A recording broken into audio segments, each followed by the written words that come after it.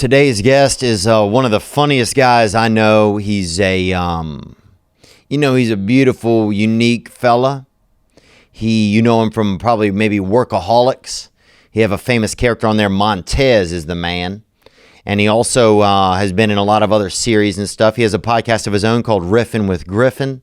And he's one of a kind. And he's here today. My friend, Erik Griffin.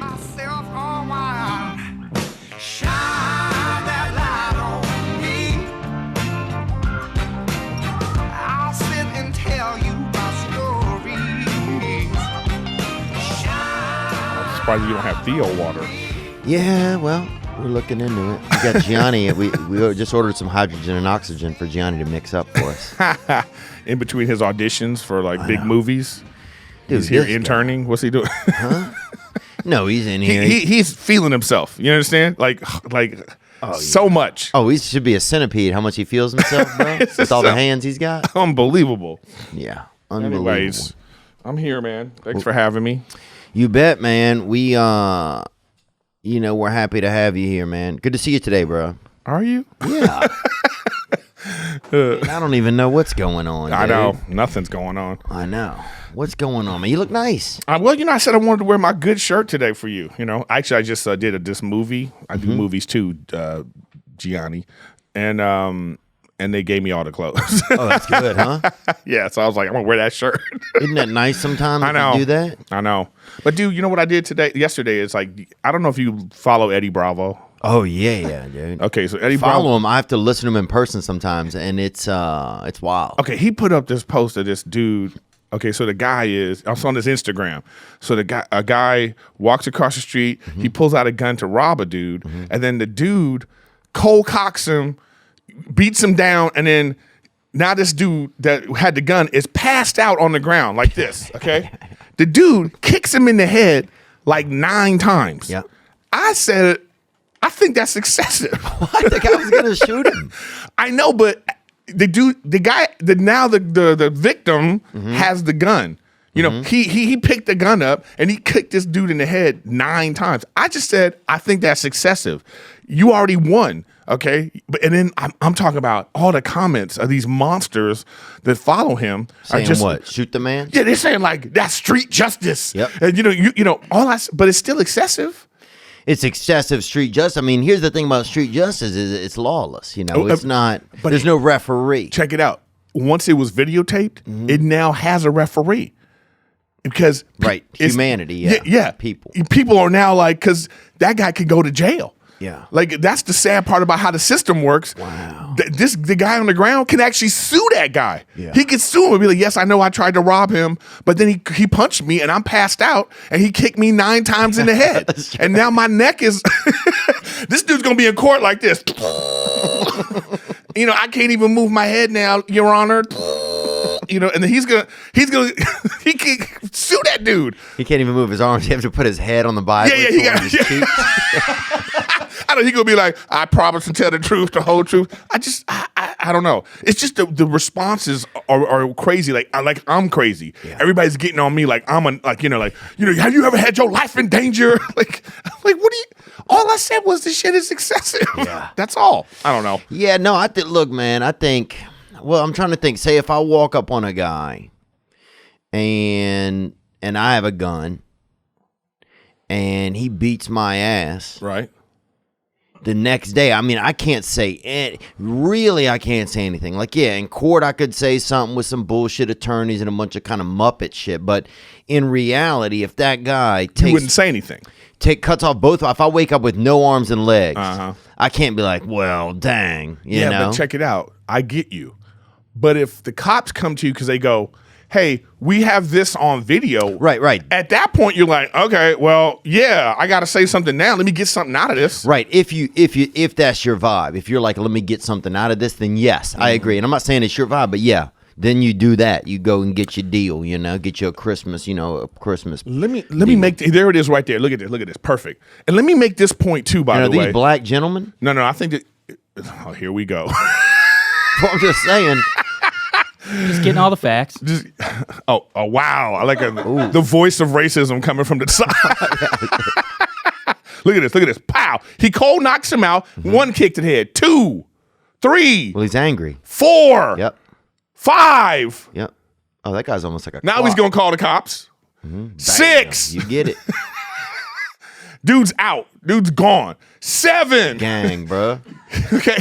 Now he's going to get the gun. At one time. Oh, this is like Poirier versus Khabib, man. He's got the gun. Now he's cursing at him. Now I think he's just filming for Instagram, actually. He should be. 9. There's 8. Okay. Yep. 9. That's too much. Okay. Okay. Theo. This is what I'm saying, man. Now he gets his hat. He gets the dude's hat. I think you do 8. Listen. Wait.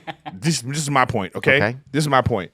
If he would have kicked the dude in the side 3 times, I'm with it. But that dude wasn't coming. How do we know that dude was going to shoot him in the side? He's trying to kick. He had the gun. But he's trying to kick the Satan who put something in a man, okay?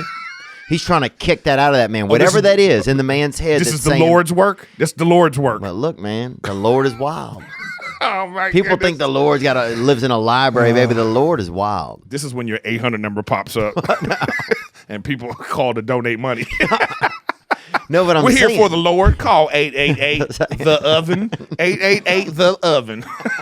The Lord works in mysterious ways here on Theo Von's podcast. No, listen. If the dude would have broke the guy's hand, if he would have stomped his hand, I'm with it. You ain't ever gonna use his hand to steal again. Okay, well, let's go back. Can we watch one more time and see exactly what kind of occurs? And the gentlemen look a little darker from the video, and it could be grainy footage. Why do we have to confirm the dude's black or not? Why does that have to be the every confirmation? video of people fighting on the internet is usually black people, I feel like. No, that's not true. There's a lot of white trash out there fighting. That's true. It's about 70-30. Yeah, who's fighting in the backyard? Actually, it's 70-30. That's true. Who's fighting in backyards? Okay. Is it black people fighting in backyards? Backyards is white people. Yeah. If you want to find the black people fighting footage, you have to look at like those officer the officer camera footage. Look at this. He knocks him out. Okay, he knocked him out. This dude's okay. 2. 1. That's the stomp. Okay, I'm with that. I'm done after that one. Okay, You done after 4, bro? You a little hoe, bro. Let's see the a little stomp more. kick, I'm done. The stomp kick, I'm out. Boy, he don't know how to kick, man. The guy has a book bag on. Okay. Well, the dude knocked him out, dude. Does he know he's out? Maybe the guy's still talking shit. No, he's not. This dude's out, man. This dude's out. And don't you ever wonder what he's saying? Don't you ever? Ooh. Yeah, that's the one, right? Now he's watching. Yeah. Oh, that's the one. That's with the his one. In here. In this, you know what I mean? The guy Yep, can't and speak now he's again. out. Now he's out. The dude was out. But the guy might have still been jabbering, like, hey, I'm going to shoot you next time. You know, you don't know. My. The problem with a lot of these videos, you don't get audio with them. But I say this. What would the audio be, Theo? Okay, you be the guy on the ground. You kick that man. I Boom. think what he's trying to do is. Okay, go back. Go bang, back. bro. Can you go And back? Look. Not on Instagram. There's no rewind. Oh, Yeah. I'm just saying that dude can fight. That dude right there. But the guy thought he couldn't. The guy thought. No, I get you. No, listen, the guy's in the wrong. The guy's a criminal. Yeah. He brought a gun to a fist fight. You know what I'm saying? And I'm saying that dude that punched him, that dude is a fighter. Yeah. I mean, that was a solid pow pow. And that knockout punch was real. Oh, yeah. Okay? So he good for him. You know what I mean? Mm-hmm. And what I'm saying is if you have that kind of skill, you're trained, Mm-hmm. you know, that wasn't a lucky punch. The dude had stance. He was Yeah. ready to go. He's ready to defend He himself. ready to defend himself. I And can't watch it again. Oh, you can't. Okay, we're not watching it again. There's 600 replies to Eric's comment. Yeah. Okay, You should let's- read some of them. After the second. These people are monsters. Well, you commented. Let's see. You came in. After this is what I wrote. After the second kick to the head, this dude is in the wrong now. Excessive, don't you think? Wow. All I'm saying is excessive. I'm not saying the dude deserves But it you're or saying not. the dude is in the wrong, bro. Yeah, he he's tried to take this man's life. No, okay. And so what the other man did was he tried to take half of the man's life out of him. No, but I think he could have taken his life. Listen, if the dude wanted to take his life, he would have shot him and then took his money off his dead body. But he came at him with the No, I get it. Okay. I'm with you 100%. All I'm saying is 'Cause it it's sound like you're not. excessive. Sound I'm just like you're saying it's not. excessive. I'm saying there's now Now, video you said footage. dude is in the wrong. Yeah, he's though. in the wrong after the second kick, man. After the second kick, No, yes, bro. after the second kick, you already got him down. Get out of there. Call the cops. He's down. He's never getting up. You have the gun in your hand. Okay. How about this? I'll push. I'll step back from the second kick. He was wrong after the third kick. The fourth kick on. That's too much. 8 is when I started to fold out. Because I wait till my heart folds. When my heart folds, that's when I know I'm dumb, and I know when the guy's working overtime. But guess who? But look at this. This man was walking to school. Who brought the anger? Who brought the violence into the vision here? Was this other man? I agree. So whatever's in that man, that man brought it. Oh, I know. He messed with the wrong dude, obviously. So that dude had to give him a bullet's worth. How many kicks is in a bullet? That's what you got to figure out. How many? Oh, my God. The Lord just left the studio. Okay, no. The Lord's gone now. Look, the Lord worked, bro. Because that guy is never going to do that again, probably. Who knows? Yeah. But that's what some of the comments. Some of the comments, people are like, he made it so he'll never do that again. Or what if he comes back and kills him and all this stuff? All I'm saying is people are trying to justify what the guy did. All I'm saying is that justification just means it was excessive. That's all. It's excessive. It was a lot. Yeah. I don't think I would do that. I don't think I would kick the dude in the head. How many kicks is in a bullet? Let's figure it out. It depends on who's kicking. Okay. All right? If Eddie Bravo was kicking, I guarantee you this. If that was Eddie Bravo, okay, it would be excessive. Yeah. I mean, even I agree with that. This dude was kicking with a backpack on. He also looked Indian to me. Did anybody else get that vibe? Okay. He wasn't black. He didn't look black, so he's definitely lighter than black. Right, but he's he's headed in kind of a black direction, so he seemed Indian to me. All right. So I'll say this visually. I'm saying he visually.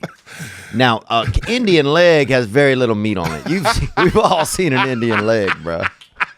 Oh, if you get hit by an Indian, dude, I could. What if it was Russell Peters?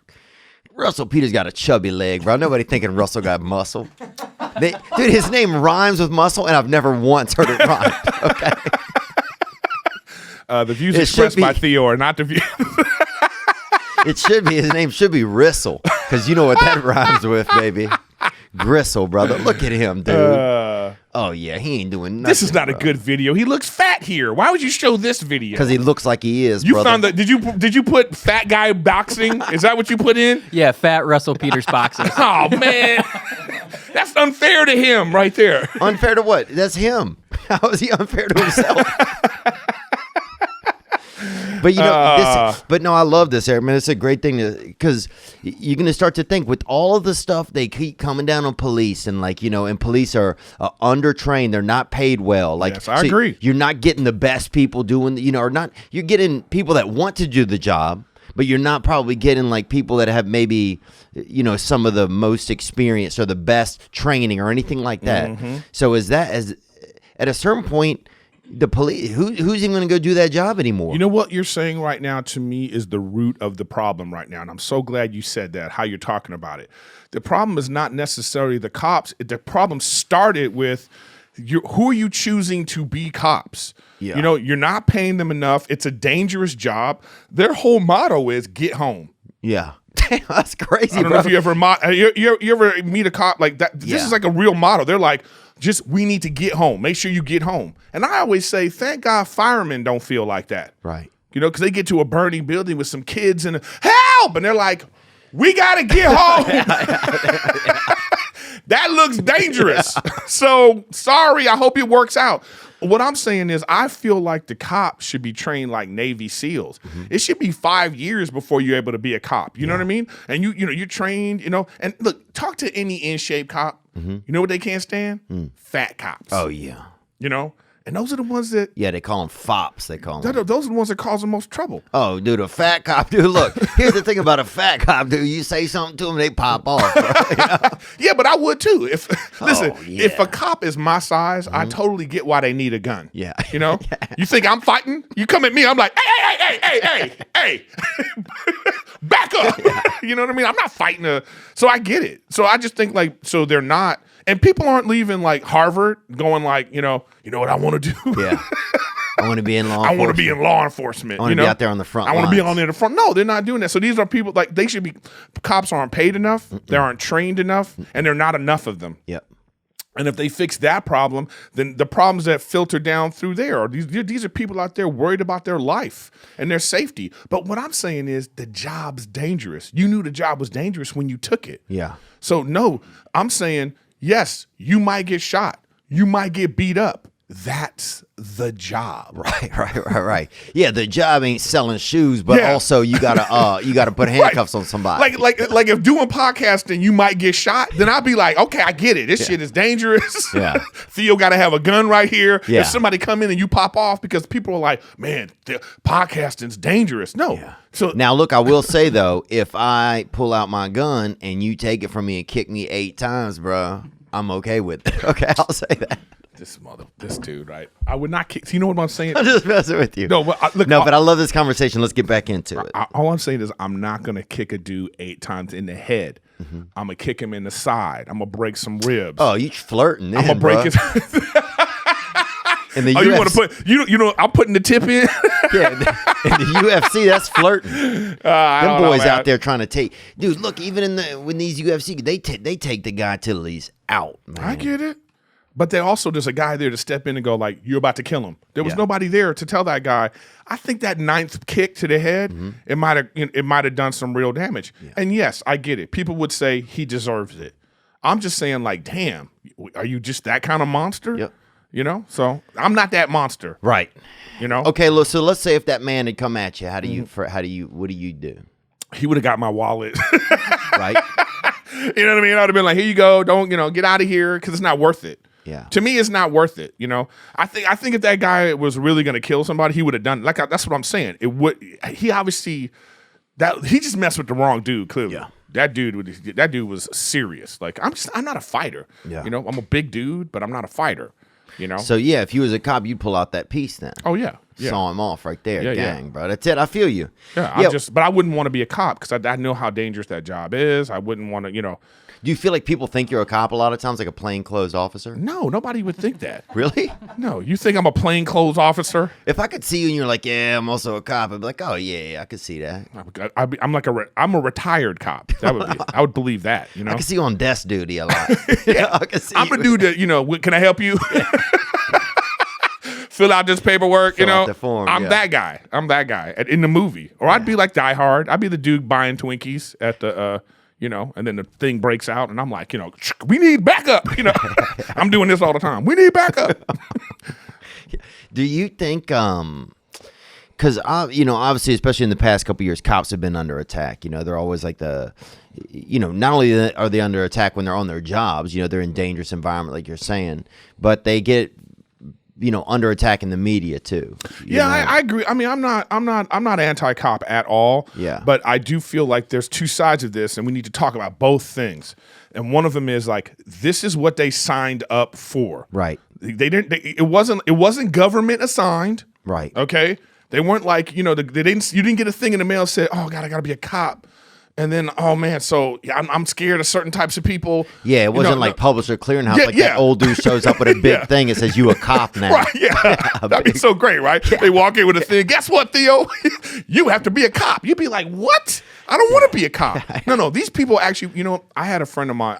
Do you have any friends of yours that became cops? Yep, I got a friend of mine that is a cop. I've had 2 friends that become cops that I remember from high school. I wouldn't even say they're necessarily friends, but I remember one guy in particular. I remember him saying, like, one day I'm gonna be a cop.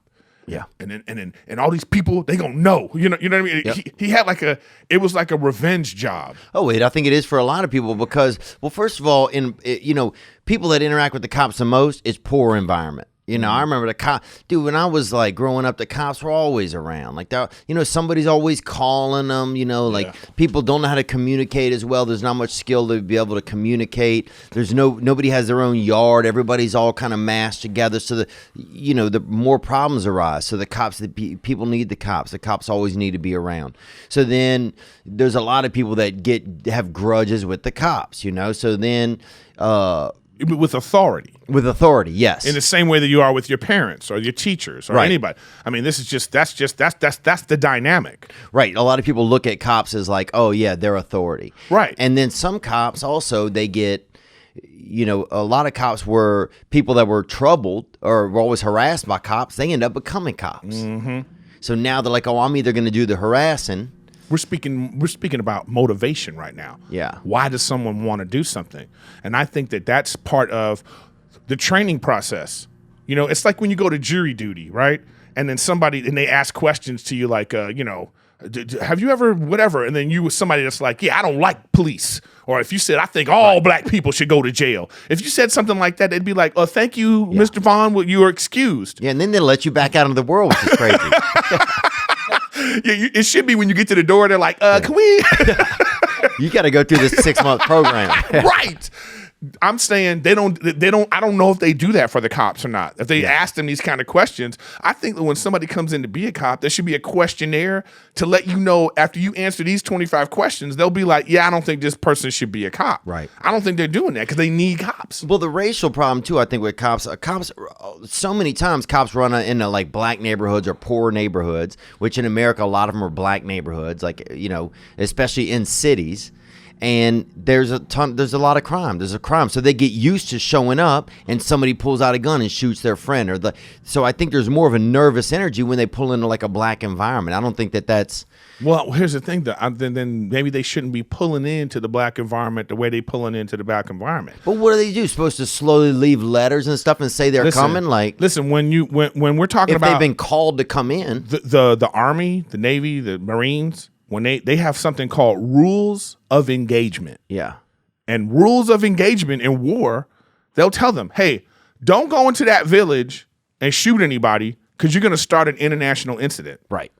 Where the hell are the rules of engagement with the police? Right. Like with all this stuff in the news, right, about this, and then it still was happening, I was like, damn, is somebody up top mad about this? Yeah. Like you would think there'd be some kind of mandate that came down like, listen, I don't care what's happening. You make sure that this is a justified whatever you did. Right. Let's make sure there's no wiggle room or iffiness to it. And it was still happening. So yeah. I don't know. I just feel like this is how the cops are structured, how it works.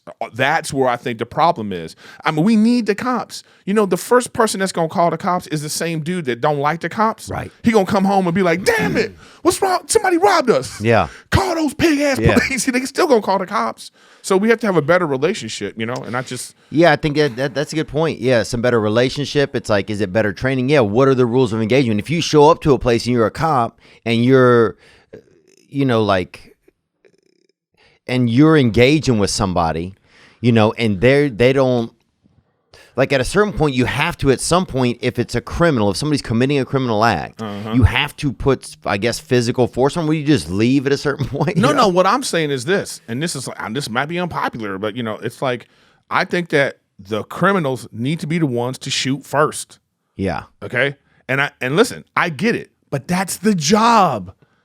It's dangerous. Yeah. You are dealing with, listen, I remember working at a school and like these gang member dudes came and was messing with one of the kids. So like I had to get in the back of the cop car with the kid to go identify him because they caught him, And I'm in the car listening to the radio and I was like, that's the first time I had like my respect level for cops went up 1,000 because it was like on the radio, like, suspect has a machete, it's like, it was like all these things it was like all this stuff was, I remember that machete. It was like suspect has a machete and he's like, it cooped up into whatever. And then it was like 10, 15 of those. And I was like, damn, it's just these two in this whole area probably. Yeah. And imagine they get out, like any way they get out of their car. That's why they probably get out and look around. Cause they're like, I don't even remember what they just said on the radio. Dude, if somebody comes running at me with a knife, I'm thinking I'll get out a cake or a steak. You know what I'm saying? That's my first thought. Oh, you got a steak knife? Hold on. Yeah, hold on. Let me get this brisket out. But it's crazy. You're just a loving man. That's what that is. Yeah. A cake or a steak. I love it. See, somebody got a big ass knife and you like, hold on a second. You like an old grandma. Hold on, baby. You got a steak. Let me go get this cake for you right now. Hold on. Let me get this cake. Let me get that handle engraved for you.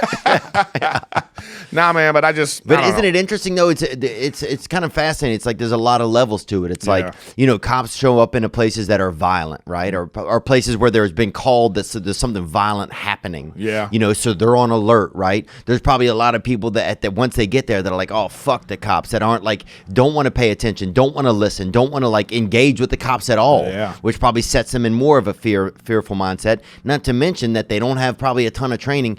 Dude, I remember I went to a place in Tacoma, Toccoa, Georgia one time where they train officers. And it was like this simulation room. They're like, okay, you go in there, right? They have a screen that comes on and it plays like 50 different options of when you get called into a scenario.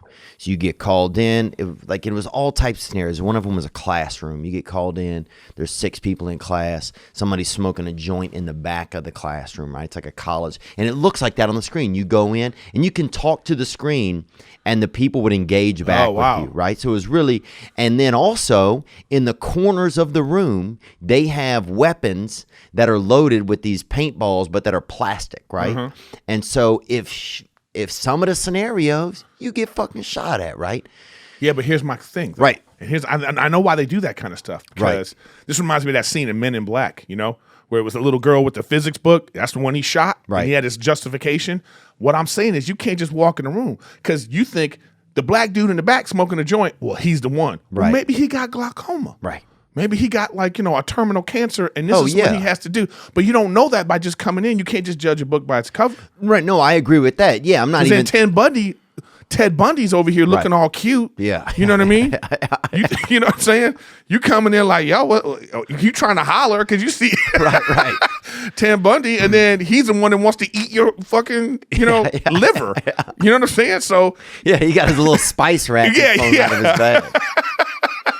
But you go get a steak, It was just interesting even in this thing, and not even like, I don't even remember like if any of the students, I can't remember if there were different races or anything on the students, right? But it was interesting to think like, okay, one kid is going to cough, right? One kid is going to, somebody comes in the door in the back, like somebody just comes in the door to drop off notes for the teacher. Like there was just so many little things. You were like, one kid reaches for his bag. Now they play it 3 times on the video and the kid just pulls a book out. But one time he pulls a gun out. And it's just like, man, how much was going on? So that seems to me like it trains people to go, whoever's reaching for shit needs to die. It's dangerous, right? Yeah, that's what it sounds like. And that's why they do that. What kind of training is that? But there's also, at a certain point, what more training can you even have? It's like, well, I'm saying it's like, that's why I'm saying that's why you have certain, again, rules like of engagement. A magician. What if the dude's just a magician? Yeah, you know? A fucking dove comes out. What you doing with that white dove? I don't know, man. I just feel like maybe then you shouldn't come in the classroom like that. Maybe it should be a thing where you're like, everybody hold your hands up. Right. But I had a cop friend, and I'm not going to say too much about this person, but he would tell me about like, sometimes as cops, you in the bad neighborhoods, you get to know some of the kids, and some of them need beatings. Right. Like some of them need like, why you in this? Why did you do this again? Yeah. Maybe a quick gut punch to this kid, Oh, there was a kid growing up in my neighborhood, and he was just I'm sure bad stuff had happened to him, but he ruined so many people's lives on a daily basis, man. Right. I'm not saying that cops should have done anything to him, but I wouldn't. There's a couple kids like that, probably, that really needed some discipline. They needed some discipline. That's all. They needed some discipline. So they're not getting it at home. They're not getting it at school. And they're running around with guns, and they're running around with drugs, and they're running around just, fucking people up at a certain point. But we're talking about the deterioration of society in poor neighborhoods. Right. That's basically what we're saying. Because, by the way, what you're talking about is if you can Google YouTube so many incidents of like, sort of wealthy people dealing with the cops, and it's a whole different experience. And they're saying things that they shouldn't say, and they're just going off, Yeah. You ever been pulled over? I agree. Yeah, I've been pulled over before. Yeah. And I guess it was scary. I can imagine, though, it is scary if you're a black guy. I can imagine that it is like, I can imagine it is scarier. I could imagine that for sure. Well, let me tell you. I think there's a bad. Sorry to interrupt you. Go. I just want to get this. I think there's it's weird how we always are like play it, because you talk about this in your act some. We're always paying for the previous generation shit. Yes. And it never ends, man. And it's like, I think why sometimes you have more problems or more stuff in black neighborhoods, you have more poverty, right? And so you're going to have more, when people don't have things, there's more crime, there's more trouble, there's more, not trouble, but there's just more, there's more I don't even want to say it's negativity, but there's malcontent. Yeah, there's more malcontent. Thank you, Nick. That's great. There's more issues that go on, right? There's more people struggling to survive. And the byproduct of that sometimes is crime. The byproduct of that sometimes is communication that's not like super, it's vague, or so I think you get cops that go into enough of these areas, and after a while they get programmed negatively. They get negative programming. They get like, okay, I went to this area 4 times, and every time somebody shot their friend or something. And so now that when they even pull up for a fucking, somebody's cat is in a tree, they're like, well, somebody's eyes up. You know what I mean? Yeah, I'm about to kill all this cat's friends, so nobody kills this. It's just I think there's like a lot of negative programming. But then the reason that's even in that neighborhood is because because people didn't have an opportunity 2 generations or it's just like we're always behind I don't know how we catch up, Well, I mean, I hear what you're saying, but like I don't know if you ever watch Cops.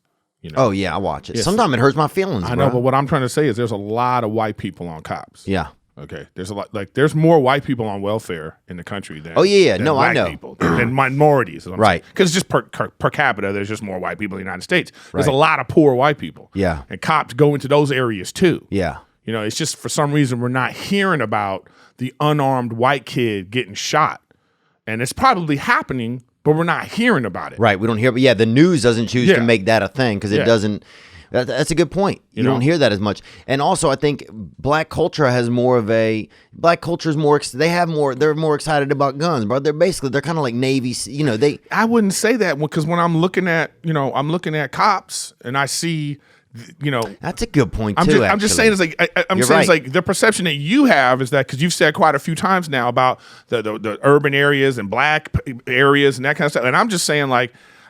There's a lot of like those trailer parks and all that kind of stuff. They got guns too. They got guns too. That's a good point. There's meth. There's there's a lot of poor white people in the country. Oh yeah, doing a lot of bad stuff. Right. But it's for some reason. So the perception against cops is that they only are treating black people this way, and black people deserve to be treated this way. That's the perception, and we have to crash all that down and just look at because look, when I was a kid, I first started driving. And you're black and white, so just I'm for mixed. our listeners, I'm very mixed. Are you definitely mixed? Yeah. I'm mixed. So it's like, can you say the N-word at home or not? Yeah, that's crazy, man. Look at you. He wants to be able to say it so bad, but only in. Can you only say it in certain rooms at your house, or can you say it anywhere? It is what it is. I don't like even talking about what I am because I think people want to know what you are so they can know how to hate you. Right. So they can know what box to put you in. But do you feel that way about me sometimes? I know I joke around about that stuff sometimes. I just think it's like a time and place. You know what I mean? We're comics. I know you. Okay. And it's like we have like a push. There's a level that we want to push the envelope.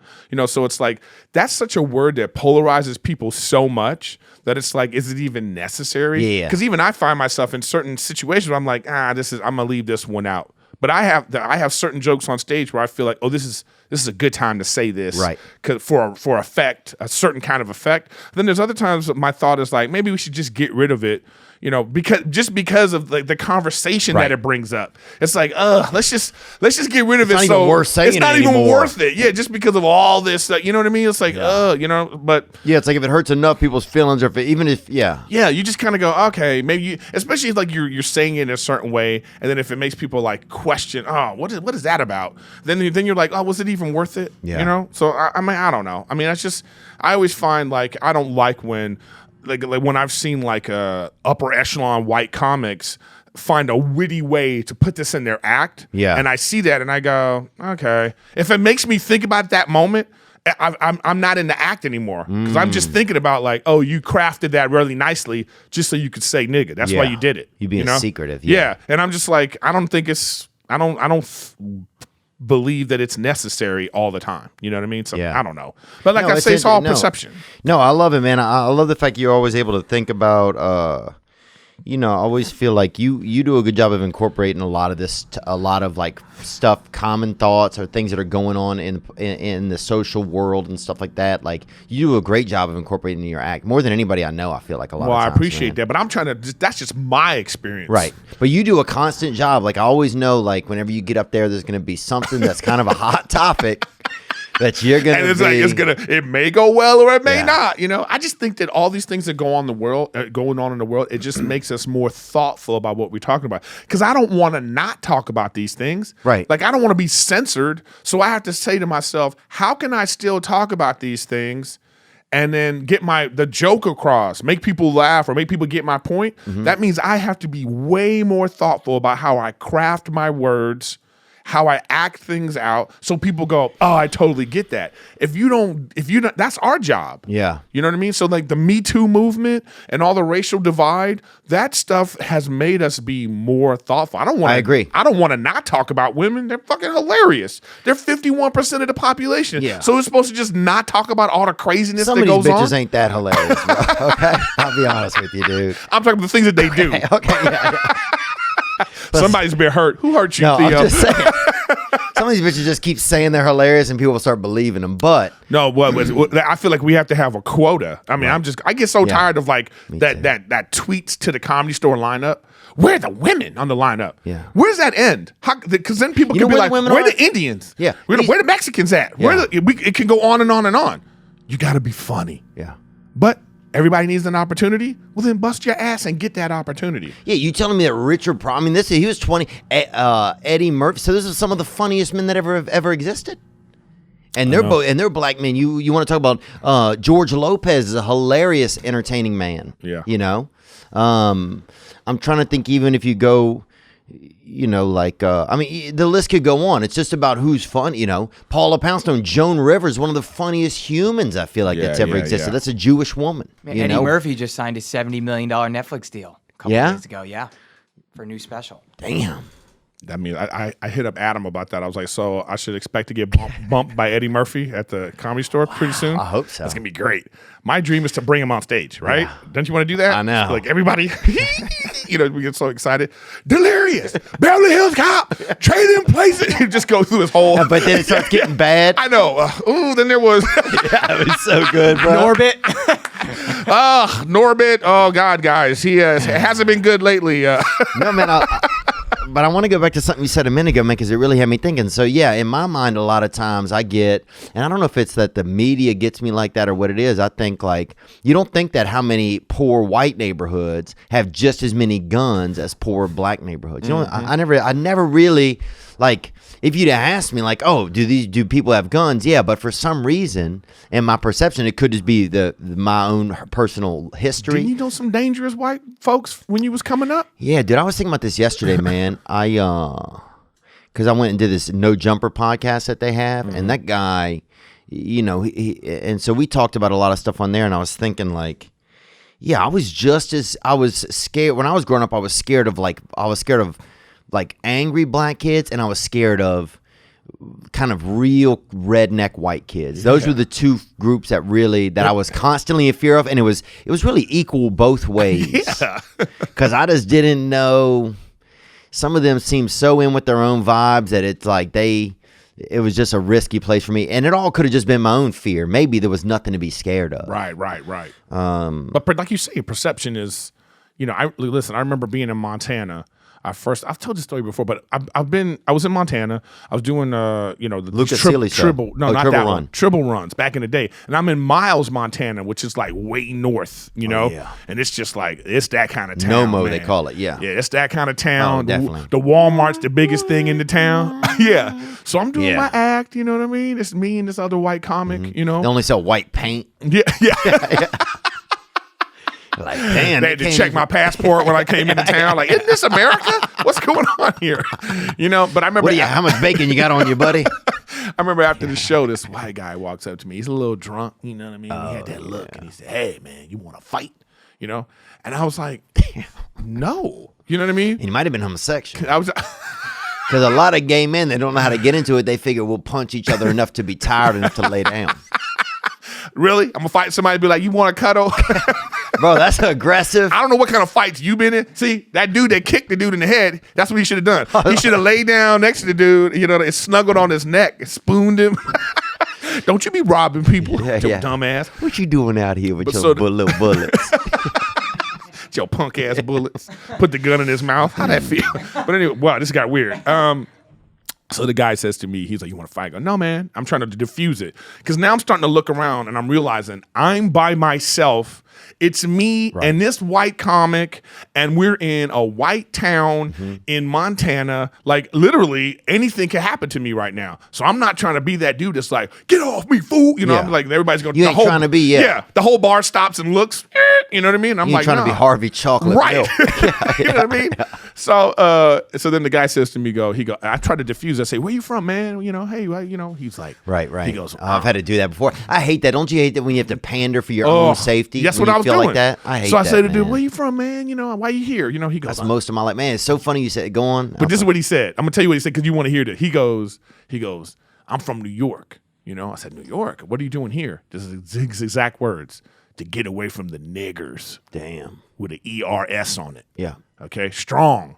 Could have been a Z with the instead of the S, but No, he had an S on okay. it. Just saying.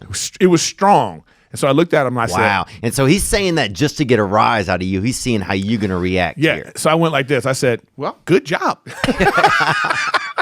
Looks like you did it. You know, and then I was like, okay, good job, man. And then I walked away, you know, because I was like, oh, wow, this is real. Yeah. This is real. And I have in my sheltered life, you know, middle class upbringing, you know, going to Catholic school, I haven't experienced too much of this stuff, man. Yeah. I actually have had great experiences with the cops. Yeah. You know, when I was a teenager, I started driving. I literally got pulled over and got out of my car. Right. I got out of my car and started walking towards the cop car like, hey, guys, because I thought, what, is everything okay?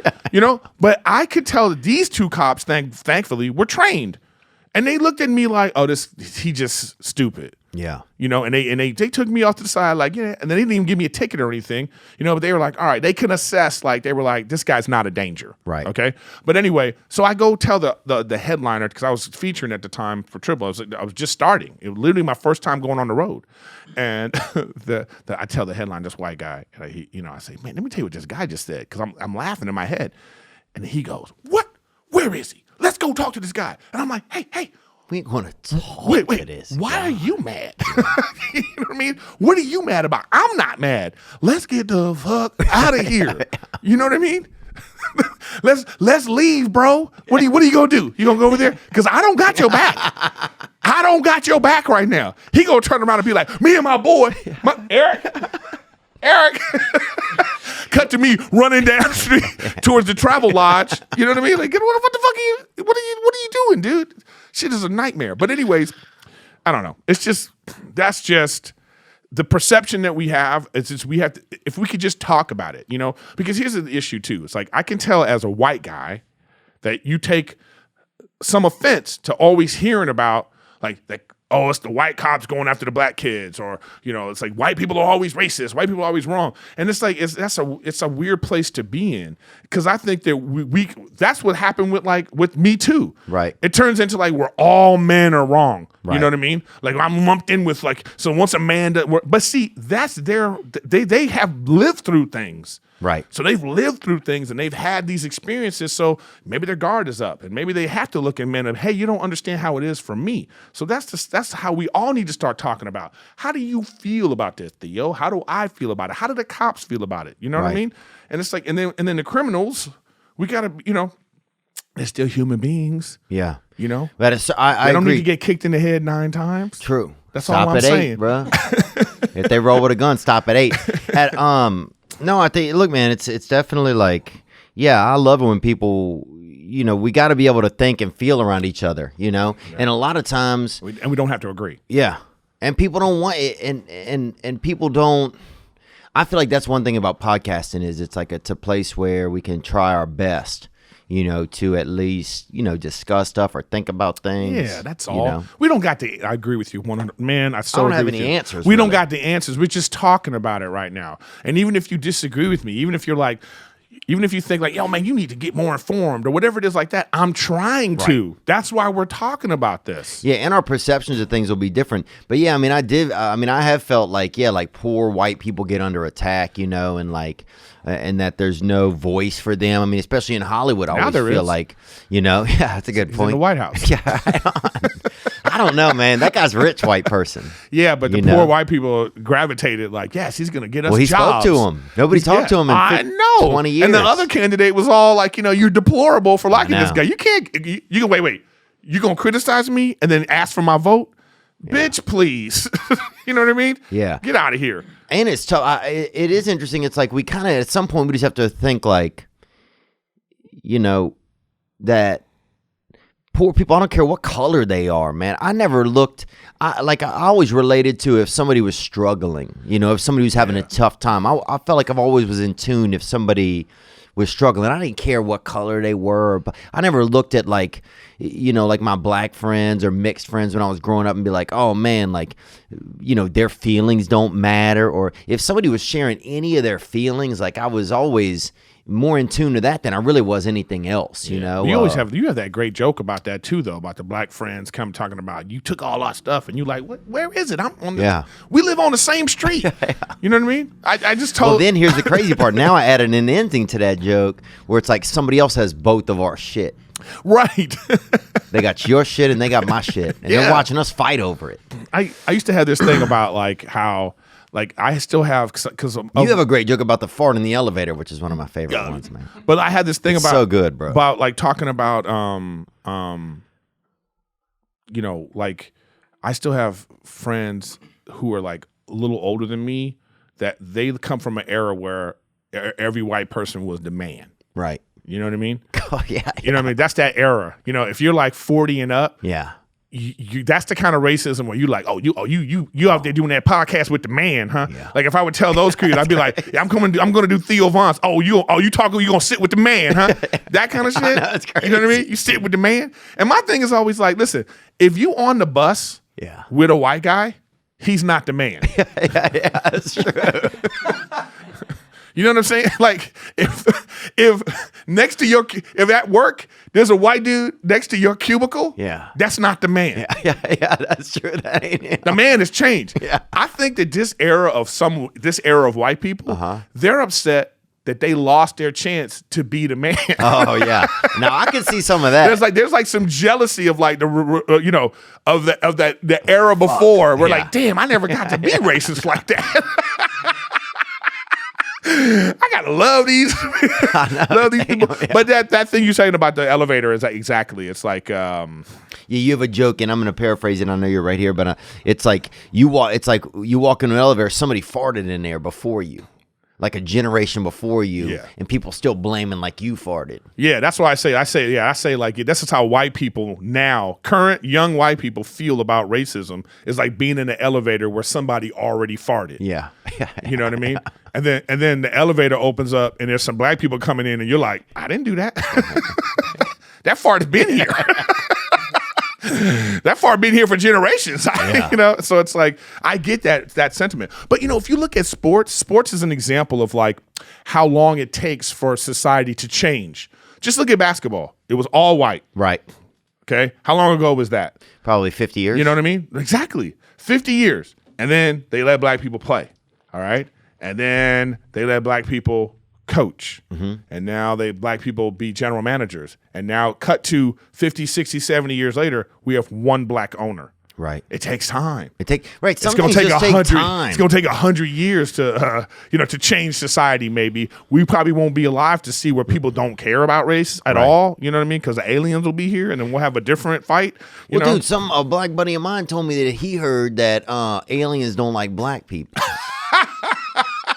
I was like, dude, you don't. You were like, well, I mean.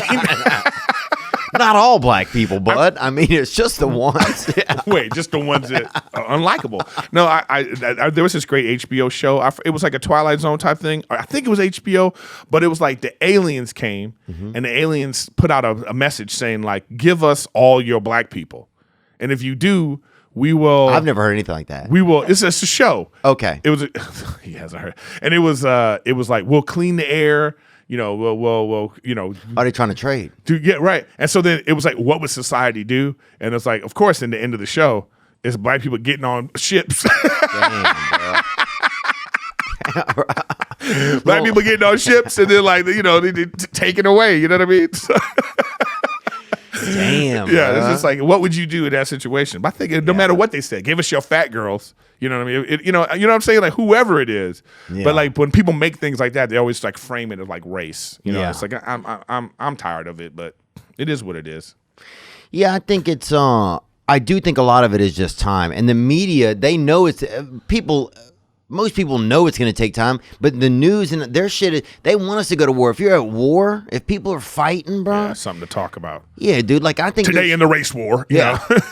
And it feels to me in reality, even when I'm at the Comedy Store now than 8 years ago when I got there, it's more, there's more diversity, there's more people run. Is there? I think so. Yeah, well, I don't know.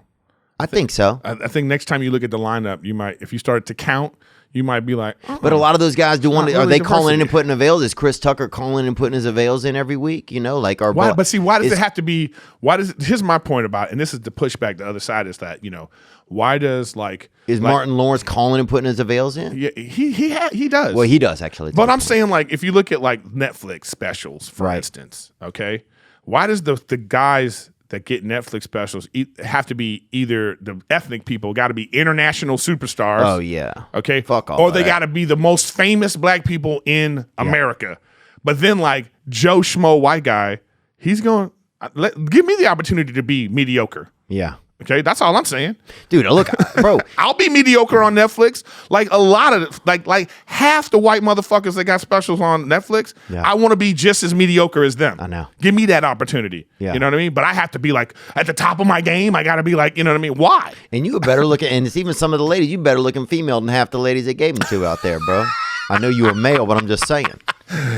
But look, Like how look, you looked dude, at me like that. I never, You the one with the bitch hair. What dude, you talking look, about? I know, look, bro, I know. That's You true. would have got a perm comb at home. What you talking about? If you could do like this, I don't want to hear you. If you could give it a little. Oh shit, my hair is luscious today. Damn, it's crazy out. Oh, it's already Wait, April? yeah. If you hit it with that, you know. If you look like a white chick in a black video, you know what I mean, like a rapper's video. If your hair is just, please put that in slow mo when you see his hair. Just It's like, she's my cherry pie.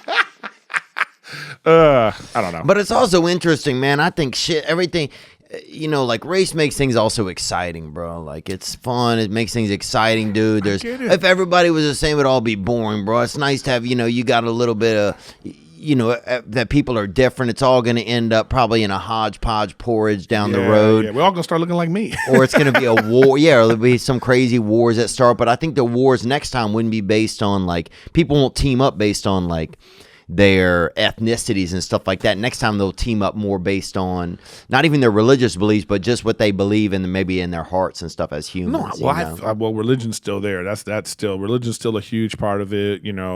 I think economics are going to be the reason why we go to war. Water, it's going to be things like that. It's going to be resources are going to be probably the next fight. Yeah. Then what do you do? Like, it's like we're already in a haves and have-nots situation right now. I agree. It's more of that than anything else. Yeah.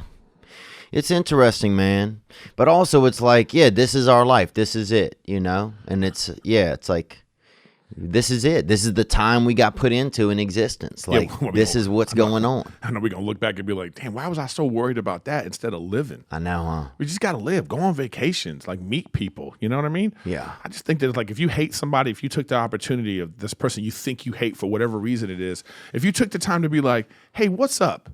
Like tell me about you. Right. Like, what's going on in your world? Yeah. You'd be surprised. Like, I don't know if you know who Larry Elder is. Yeah, he's going to come on here. Oh, that's great. You know what? Larry Elder, I was looking at this. It's not a documentary, but he was like this interview thing that he did. Mm-hmm. And he's like this conservative black political talk show host type guy, Right. But he's got a hard stance against black people. He wants black people to, stop making excuses, stop with your victim mentality and all that stuff, right? And, I used to be like, whoa, dude, it's a little harsh. What's going on? But then I heard his story. Right. His father, the story about his father, how hard it was for his dad and what his dad did and how they didn't talk for 10 years and how he pushed him to be better and all this stuff. And I understand that his experience framed how he feels about the world. Right. And I think that if we took the time to find out people's experience Yeah. first, and then find out why they feel the way they feel, then we can make a judgment on what we feel about them. But we just jump quickly to like racism or calling somebody like that Uncle Tom or we jump to those conclusions too fast. And I just think that we need to take some time to really communicate. And you would think that in the social media world that we now have access to be able to talk to people more frequently and more directly. You would think that we'd be able to try to do that, but instead that thing is being used as like a way of like spewing hatred and single-mindedness and closed-mindedness, and it's just like it's a shame to me. Yeah, and it's crazy how people can be that way online and not that, and but the truth is some of them aren't even that way in person. Oh, they for sure aren't that way in person. A lot of cowards out there. Yeah. You're a coward. Most of you. And a lot of the one thing that podcasting doesn't do, which I think is something that separates it as a news source even than the regular news media, is they don't use tweets and that kind of thing. Like, they'll look at them sometimes, but they don't use that as like the basis for an article, or the like 2 or 3 people with no even avatar said something. I know. So now suddenly, Tom Brady can't take his daughter on a vacation or something. It's just well, Twitter's not as popular as you really Twitter's think it gross, is, bro. But first of all, that's only like the coastal, or like these like elite cities. Or it's also just fucktards that aren't even working, bro. Like, they have a lot of people that aren't even doing anything and just sitting there tweeting. They just sitting there causing a ruckus. You got people there's some lady they had the other day said she had 740,000 tweets. Oh my God. Bitch die. Okay? Bitch die. And you got rich people that are fucking rich-tarded, bro. That's what I call it, dude. You got fucking like Cher, and you got like Cher is rich-tarded? Yeah, dude. Yelling at everybody how to control the border, how to do this and that. We don't live there. I have some ideas maybe of what I think, a good idea, but what's it like for people that live right there? You're a billionaire. You know what I'm saying? Build a bridge to your fucking joint. Yeah, and you ain't living in a place where the door is to the street. Yeah. Okay? When you live in like that, then talk to me about security. You know? Brian Callen has that thing about that, where it's like, that's why you have locks on your door. Yeah. You know what I mean? The whole border thing is like, again, it's an issue that is like layered. That this is a result of not taking care of business. Agreed. So this is where we are now. Okay? Right. So what do we do about this now? Because nobody wants to definitively say. Because even these like pansy liberal fucks are not going to be like, they're not going to say out loud, just let everybody in. Yeah. Just let them all in. Just let them in. They're not saying that. They're implying it. Right. It's a lot of implication. Because it makes them feel justified. Right. Oh, I feel like I'm virtue signaling right now when I, look at the kids in cages and all this kind of stuff. I don't know what's going on with that. I mean, like, I hope that's not like continuing, but it's like, hey, so like in the same way that you say it was street justice, this dude with the gun getting kicked in the head 9 times. If you breaking the law, you sneaking across illegally with your kid, that's you putting your kid in danger. Yeah. You brought the kid, and now we have to take care of your kid, take care of you, treat you like, put you up at the Holiday Inn. What are we supposed to do? Yeah. You know what I mean? So that's I agree. that's what those people think. That's how they think about it. And cages, you could say camps. You could say there's never going to be a comfortable term, but it's not like somebody's just going to show up and build, if you want to help out Chelsea Handler, go down there and build, 700 Hampton Inns right on the border. You know what I'm saying? Yeah, do something. All those people, they have plenty of rooms in their houses. You know what I'm saying? Let's like, you know what? That's what we'll do. Hey, liberal Hollywood elite that are complaining about how the kids are being treated on the border. Yeah. Open up your homes. Yeah. And let's let 2 or 3 families stay. Yeah, bring a familia in your big house and help them out, I think it would be great. Cut to those people being like, well, since you're here, the gardening equipment. I know. No. Is over there. And, wouldn't that be a great video? You send one of those families to like one of those rich people's doors, and they're going to think they're there to work. Exactly. Wouldn't that be a great sketch, bro? Dude, that would be a great sketch, dude. Well, we'll do it. Let's do it. You and me should do a sketch show, man. We always remember when we weren't as like famous, like now you're like, we're like, not famous, but you're knocking on Rogan's door right now. No, you're we like, are hey, alarming. Logan, get out the way. All we're doing is alarming people around the country, dude. Fucking What's with the haircut? mediocre comedy. Yeah. I know, but with our powers combined, that's called We look like a synergy. lesbian couple. Yeah, we got to get. Why am I lesbian all of a sudden? Bro, you Oh my God. You the other this is side of outrageous. it. I'm the other side of it. Yeah, dude. I'm the wild one, and you have the one that has their shit put together.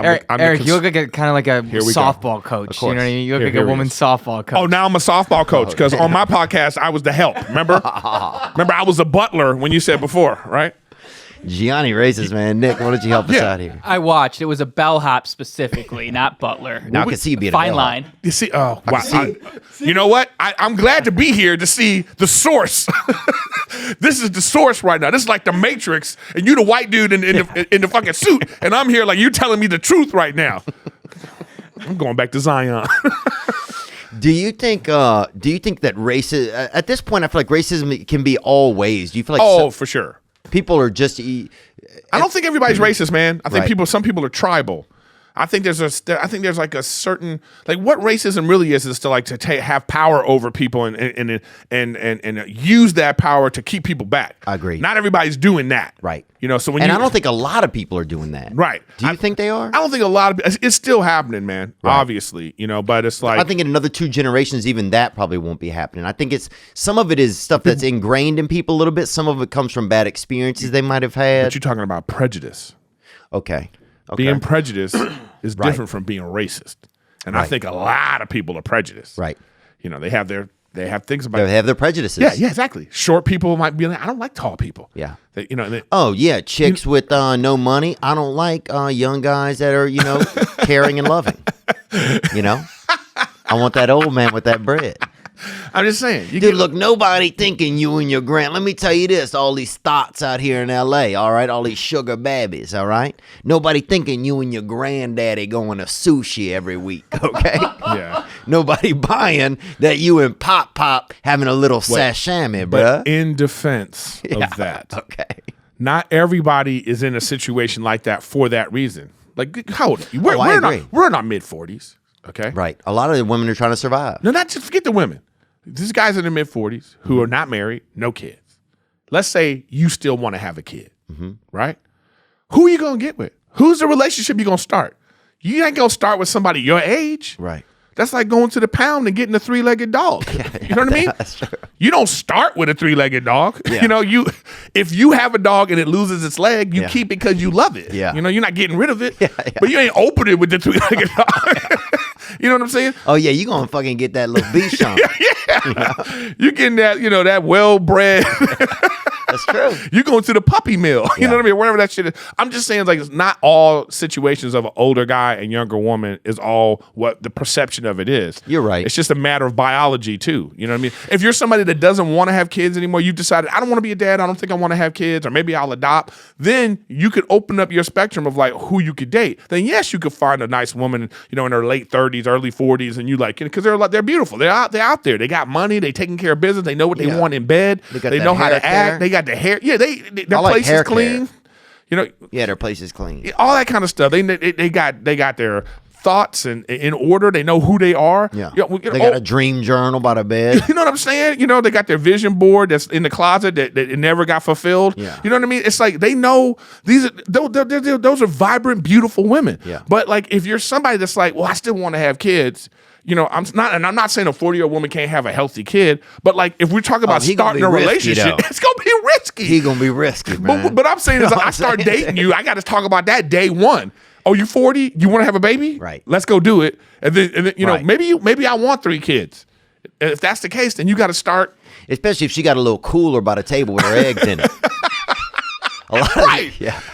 Or maybe A lot of these then maybe girls, they got that little igloo cooler with the Now, eggs in how it. do you feel about that? So what if you met a woman, she's 38? Well, first of all, my dad was 70 when I was born, so I know he was trying to have a second family. So I really should. That's what I'm saying. He was just trying to. He probably was still. I'm trying to think. How old was your mom? My mom was 32 when I was born, so he was still trying to probably Dad was a pimp, huh? have a fan. Yeah, he just wanted to have more kids. Did he have wanted money? to be alive. No money. Oh, he just had game, huh? Dude, my dad, the best thing, man, one of the best things about him, he bought a car off a couple of brothers that lived in a neighborhood next door and had these 22s in the back, right? And he couldn't even hear. So he'd be rolling around, bro, listening to NPR with the craziest bass you've ever heard, bro. Just pull hard, man. Good day, It was insane, dude. People looking at us like, what in the But do you want to be an old dad? On? You know, I don't think so. But then sometimes the crazy part is I have such a tough time. Like, Well, now you're gonna be. It's too late. We're gonna be old dads. no, but I'm talking you gonna go double old, bro. That's my dad went double old. But when your kid is 20 and you like, you know, like right now if we had kids, I'll be 59 when my kid's 20. that's what I'm saying. We're gonna be old. You know what I mean? Ain't that old, bro. It's old, okay? Do you think it's old? Gianni's like 14 or No, something. it's not that old. I think right, like my dad's like 55, so it's like kind of in the same. Yeah, but how many brothers? You're Italian. You got like 18 brothers Yeah. and sisters. I got 2 brothers. 2 of your cousins are fucking right now. You know what I mean? It's that kind of. Hey, yeah. I don't think that's Italian. Yeah, remember in The Godfather? You know? Do they fuck? I gotta see some of the deleted scenes. No. Godfather 3, they were cousins. 59's not that old, but I don't see you having a kid in the next year. So we're probably That's looking at my about point. five more Yeah, years. exactly. Damn. I'll take Nick's opinion. I'll say. Because are you Nick in knows a better than I do. relationship? No. Exactly. So Yeah. you're not in a relationship. It's gonna take a couple years before you decide it's time to have a kid. Right. So you're gonna be in your 50s. 45. You know what I mean? Yeah, I could see myself in 5 years having a child. So Nick's, it's a good call.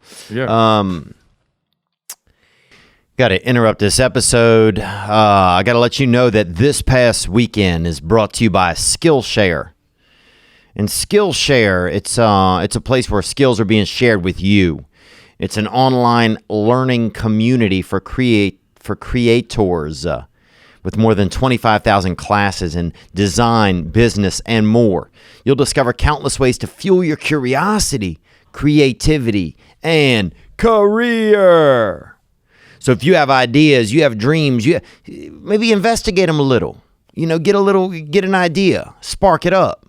Check in with yourself.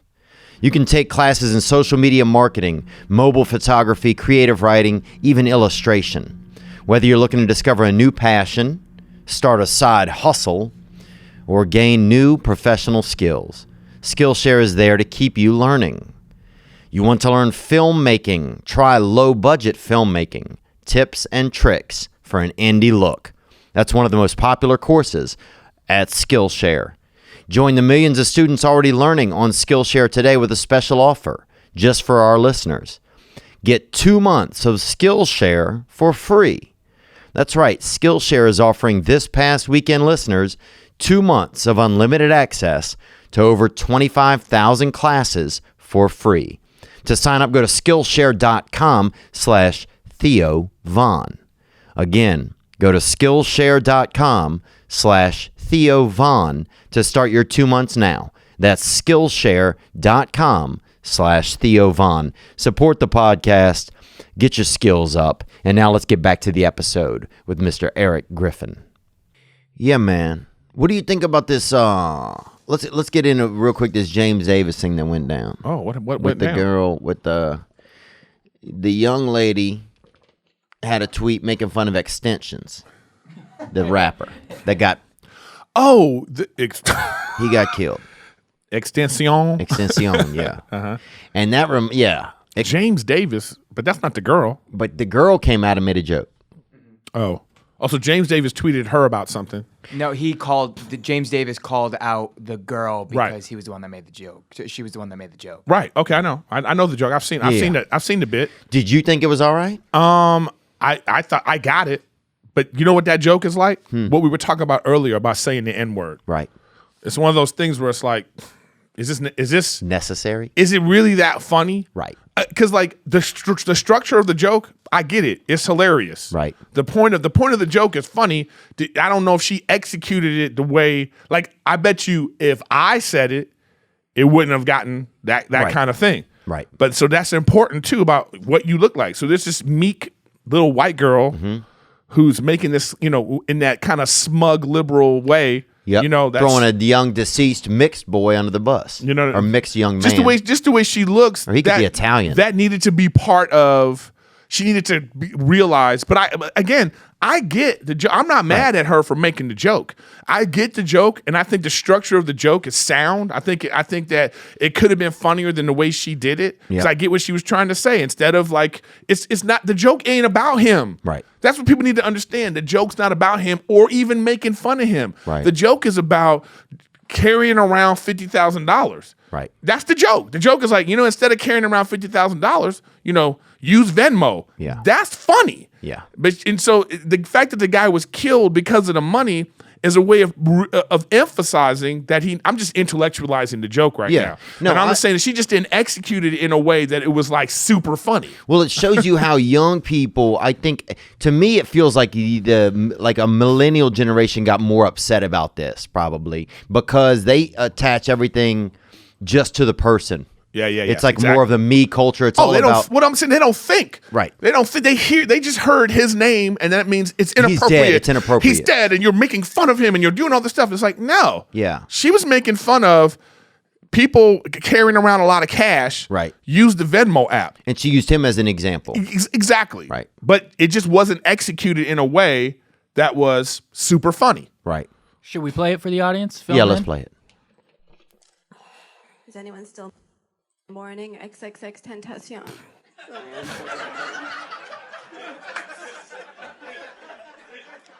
He's a rapper who was murdered. He's dead now.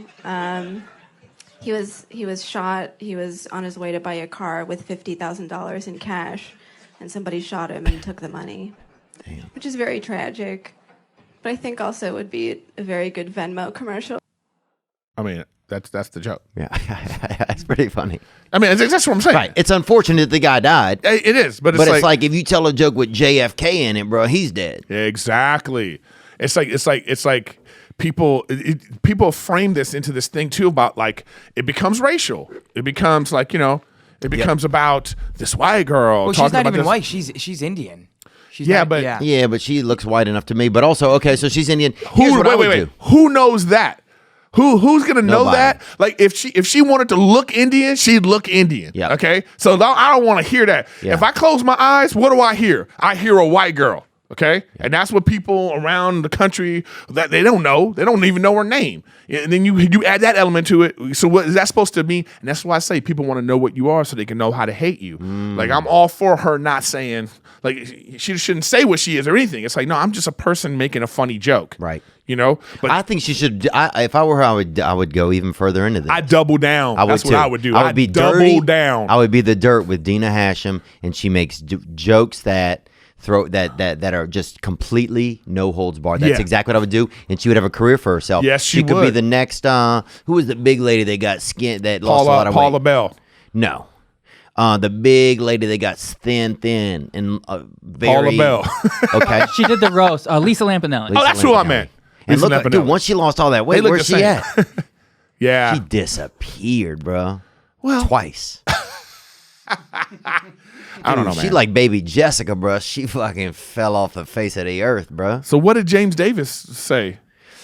So, he was just like the first one that kind of brought the joke to light and was like, this isn't wrong. This is wrong, and made a big stir about it. And everybody was criticizing him for attacking another comic. I agree with that, though. and he could just I like be getting. James. Yeah, I like James. I too. like James too, but I feel like this is one of these things where it's like this is like one of those things. It's like, what are we doing right now? I mean, if I'm gonna criticize her at all, it's gonna be like, well, because I'm not a fan of this type of comedy. This kind of like slow, Right, I agree. She's boring. That's boring to me. I a wouldn't want writer. to see that for an hour. She's a writer. Yeah, but it's a well-crafted joke. I mean, kudos. But it's just like that's that kind of smug shit that Comedy Central wants to put. You have to watch that for a half hour and be like, you're supposed to be like, oh, is this gonna be the next like? That's what comedy. Yeah. Like funny is not a thing anymore. Like for some reason, it's not important to be funny. Right. Or entertaining. Yeah. Like, is that entertaining? Like that's the kind of joke where you see it and you're supposed to go like this. Well done. Yeah. Oh, well done, my dear. Yeah. That's not, I want to be like, good one. I want people to be like, if you perform enjoy myself. If you perform it in a certain way, people are going to be like, that's fucked up. Yeah. But they appreciated what you did. That was just more for the shock value. Yeah, she's a writer. The way it was presented, I'm saying. But I ain't mad at her. I'm just telling you, what's her name? Dina Hashem. Dina Hashem, I'm putting it out there to you. You did all right. Keep doing you. Yeah. That's the chances we have to take. Yeah, and also, and James, I mean, I've heard from people in meetings, I've heard from people just on the street that James Davis is hard to work with. I've heard that repeatedly, that the young man's hard to work with. Do you know him? Huh? Get him on the podcast. Yeah, I'd love to have him come on. Yeah, I'm just reach saying out that to I've him. heard that. I'm not saying that I don't he's know. a bad guy. I'm not saying that he's not funny. I'm just saying that I've heard that. I just There are wonder people if starting to say that about you now. they are. I can believe it. I believe it. But I'll say this. You believe it. I can believe it. Yeah. You know who Theo is now? Now Theo's the guy now on stage complaining about it's too loud in the hallway. Yeah. That's how I knew you changed. That's when you changed. Well, the place also, Comedy Store. No, you changed, Theo. You Dog. changed. 2 years ago, that wouldn't have been a thing to you. You would have just powered through. Now you up there like the hallway. Yeah, bro. It's so loud out there, dog. You bougie motherfucker. What happened to you? Bro, I'll say this. What happened to you? Comedy Store used to run a lot more smoother, I think.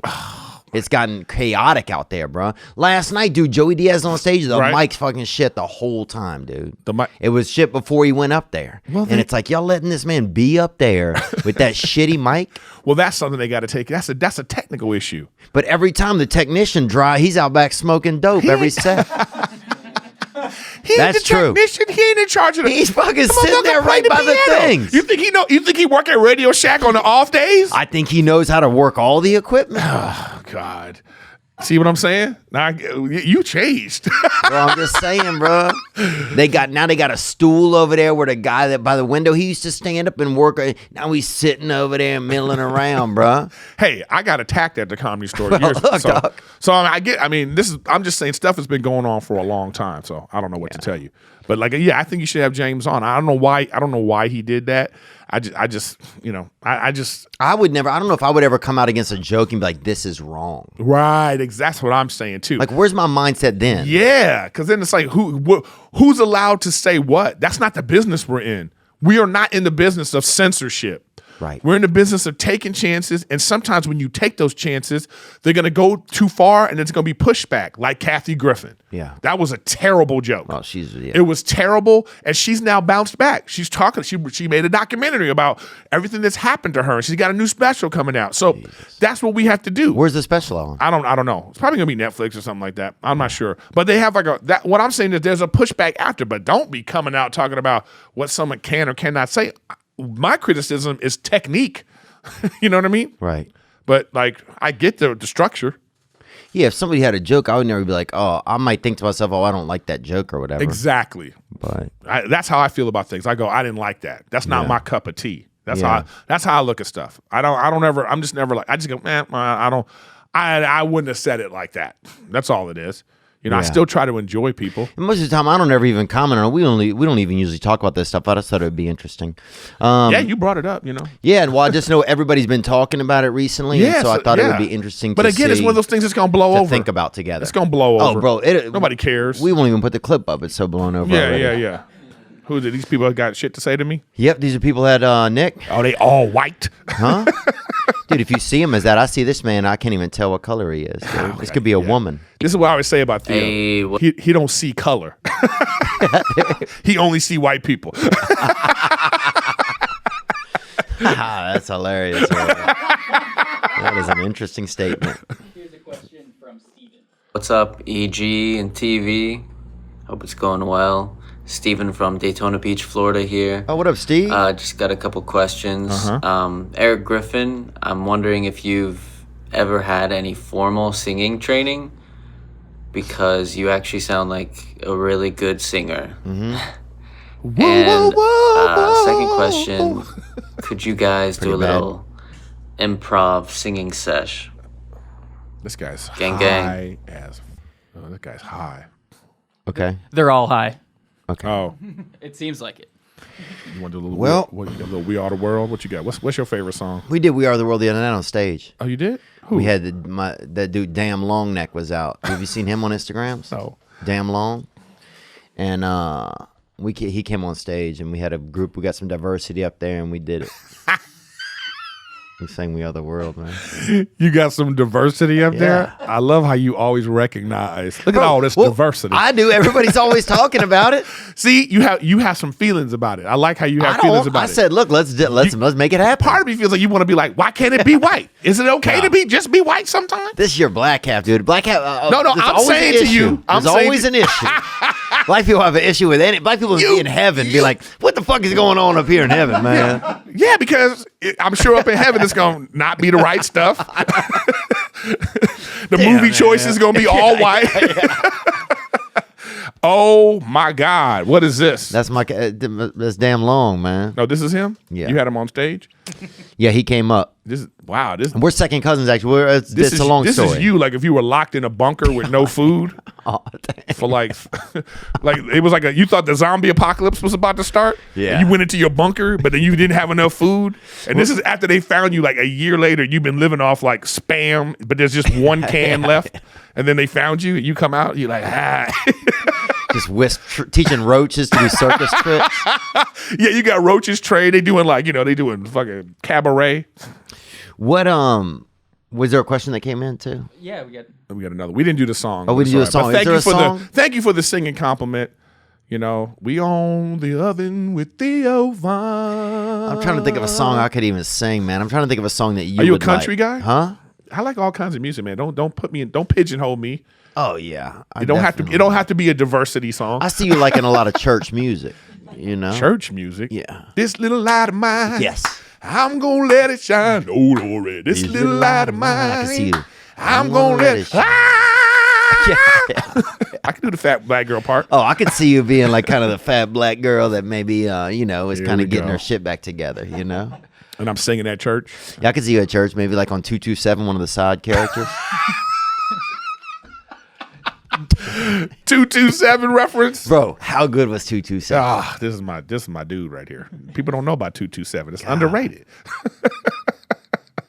Well, how come we are not on a sitcom? We should still be cops or something. Do we want to be on a sitcom though? Oh, look at that's how much money he making, y'all, out here. You hear him bragging about the money in the Theo Von compound I'm in right now. He literally got the Simpsons person to come and draw this. That's how much money he got. We got orange people in here, bro. I'm saying we're all orange, bro. Yeah. Beige power, dog. Is this your diversity? Yeah, this is it, man. Everybody's orange. I like it. No, not everybody's orange. Bill Burr's wife, black as hell, and me. That's the diversity. That's the choice y'all wanted, bro. So this is considered white in here. Oh, there's another black person right there. That's Charlemagne the God. Yep, that's Charlemagne the God. This question comes from Josh. He's looking for some advice from both of you. Okay. Oh, Theo, Eric. Hope the podcast is going well. I have a question for you both. Obviously. And it is, what's a good way to discover new things in terms of like a career path or things that you might be interested in that you haven't really found yet? Because I work a warehouse job and I see my boss and it's just this wicked fat guy kind of missing almost all of his hair. And I hope he doesn't watch Theo's podcast. I don't want to be doing that when I'm older. So, I guess I just need some advice on how to find something that I'm more passionate about. Okay, cut to his boss bringing him in the office. Hey, come on in. Just want a little work assessment. And then he turns on this. So, am I the fat? And then they have a real conversation together finally for the first time. Exactly. And they start a business together. Boom.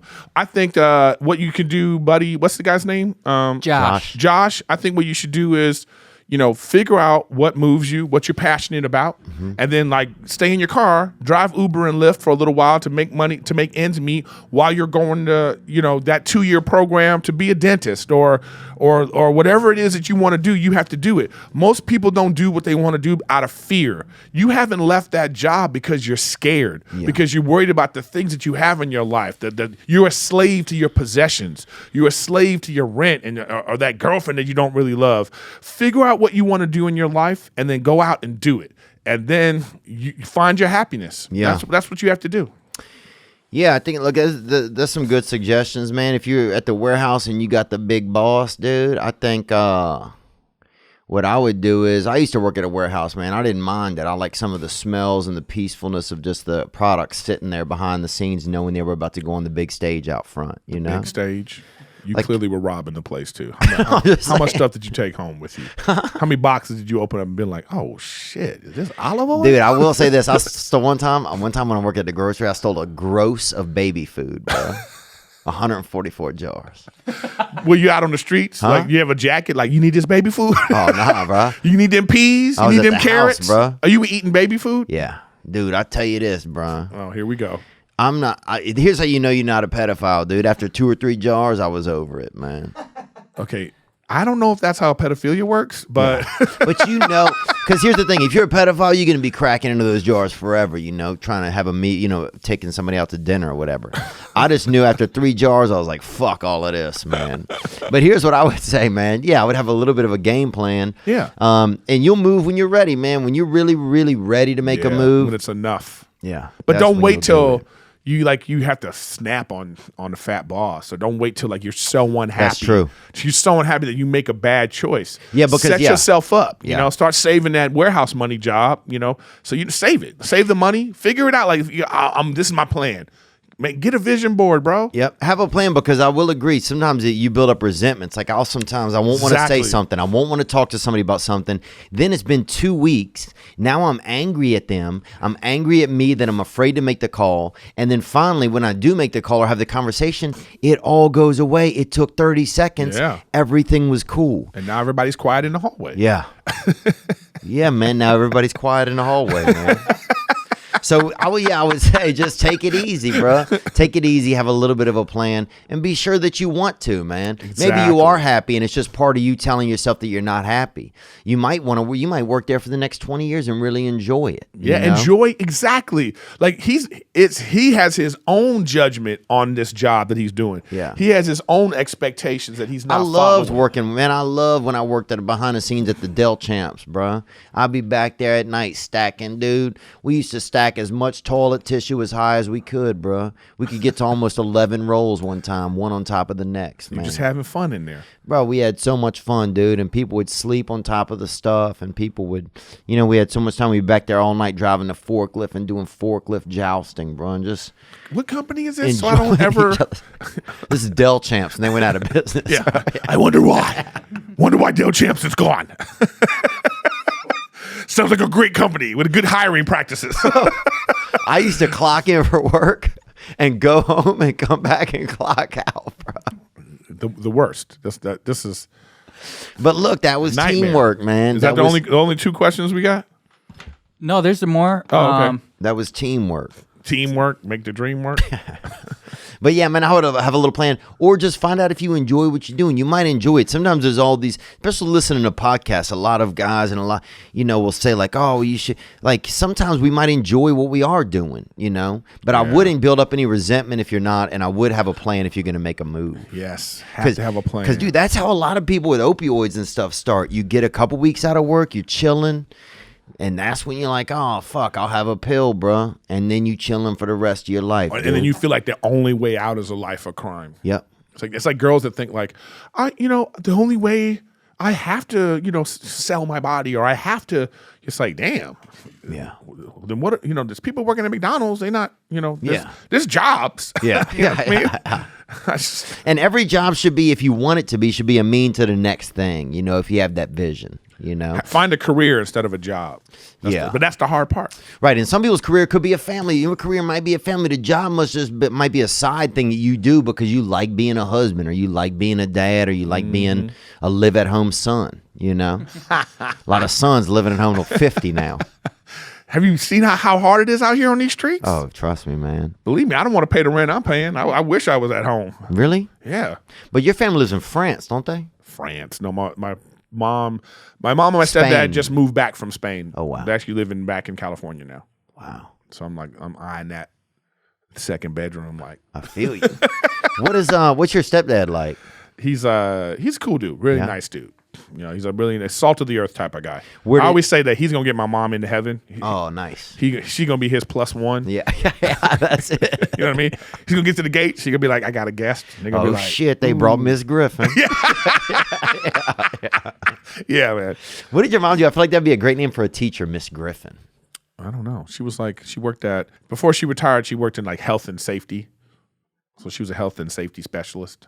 Are you do you get a lot of your sense of humor from your mom? Or? Yeah. My mom's Really? well, she thinks just like me, she thinks she's funnier than she is. Yeah. You know what I mean? So she'll because my mom right now, I'm dealing with, my mom has dementia. Oh, wow. Yeah, so I'm dealing with that right now, and like if she sees this, she's going to be like, I don't got dementia. She's right now, she's yelling at the camera. And then she'll say it again a half hour later. Yeah. So it's crazy. But she's still sarcastic. She's still got a sense of humor. Like, we're in the doctor's office talking to the doctor about this, and I'm saying things, and she's like, he's adopted. She just, making a joke, you know what I mean? So she's like very funny, Like every time we talk about this, and my mom she goes, oh, Erik, oh, where am I? Who am I? She makes the joke like that's dementia. Yeah, she's making a joke about it. And I go, oh, that's funny, Ma. Tell me where you are. She don't know. She said the wrong place. She still thinks she's in Spain, know. That's what she said to the doctor. She told the doctor, oh, I'm in Spain. Is it kind of scary to see that?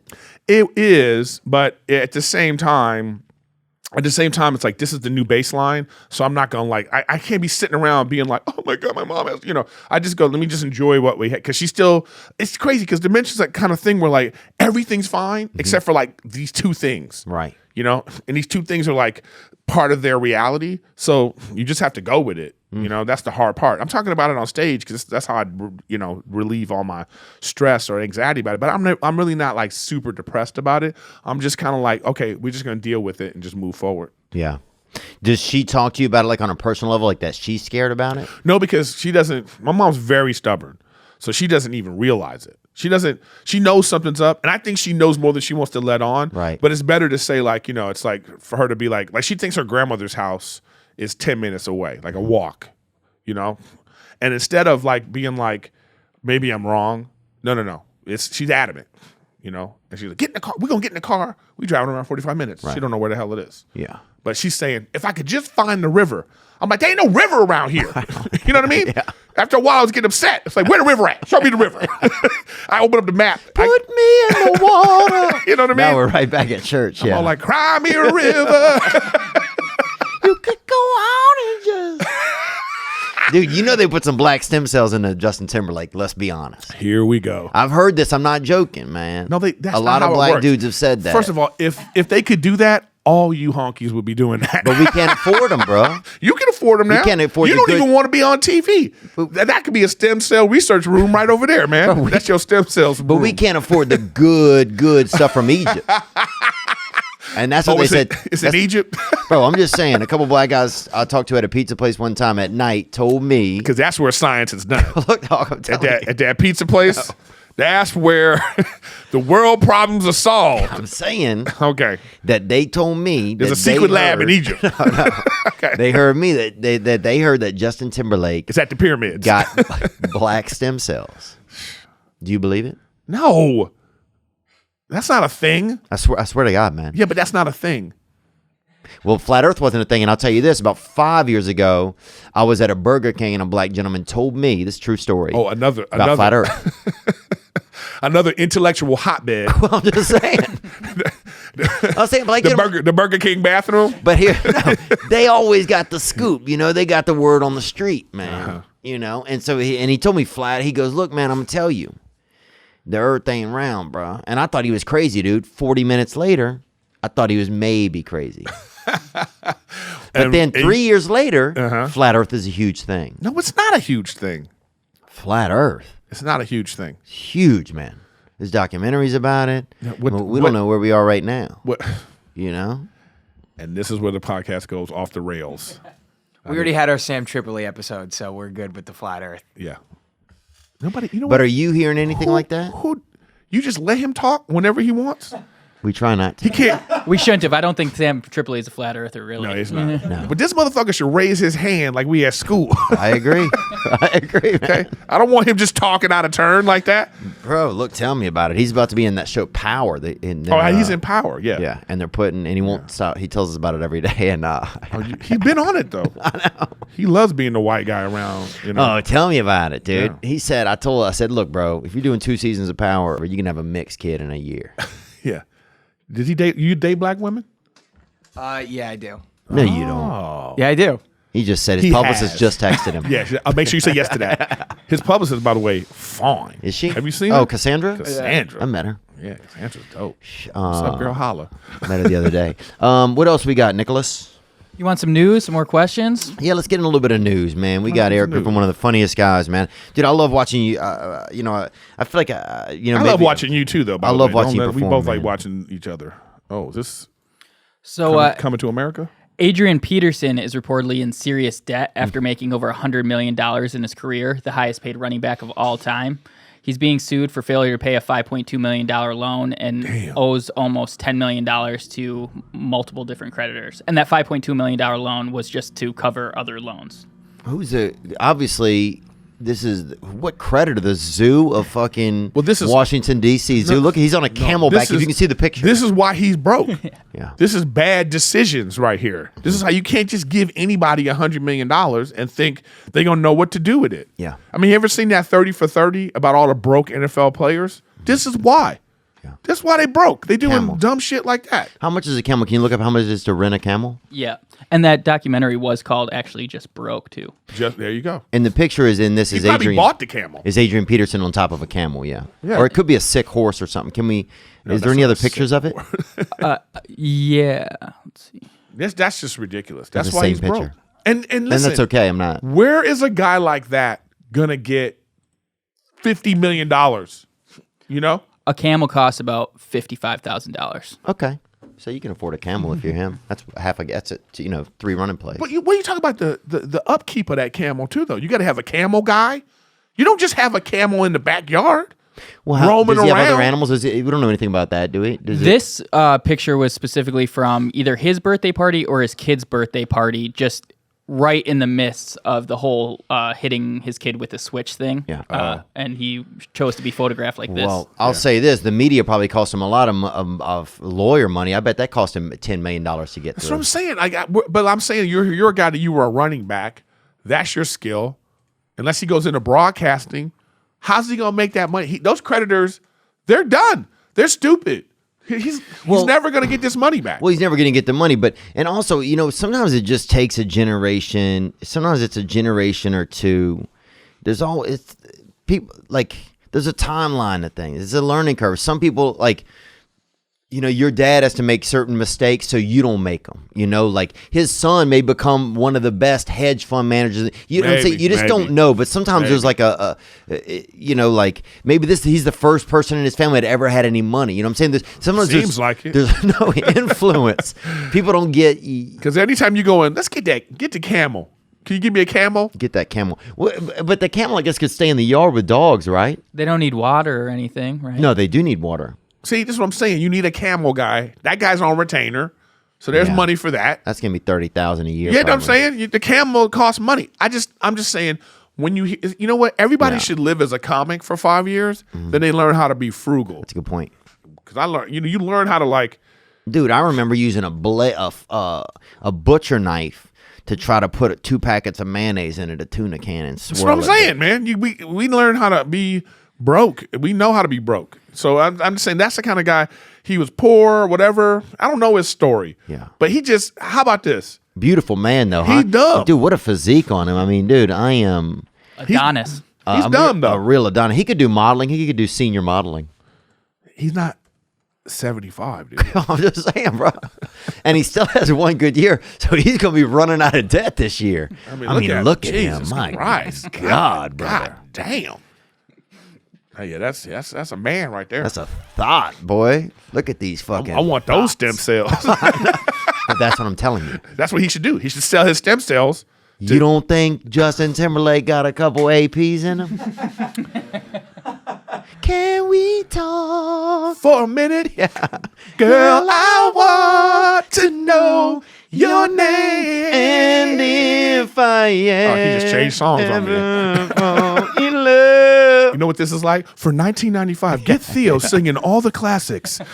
I will be sure that the ladies just like you. Man, that was a good time. Bro, you remember when the Bodyguard soundtrack hit? Where were you, bro?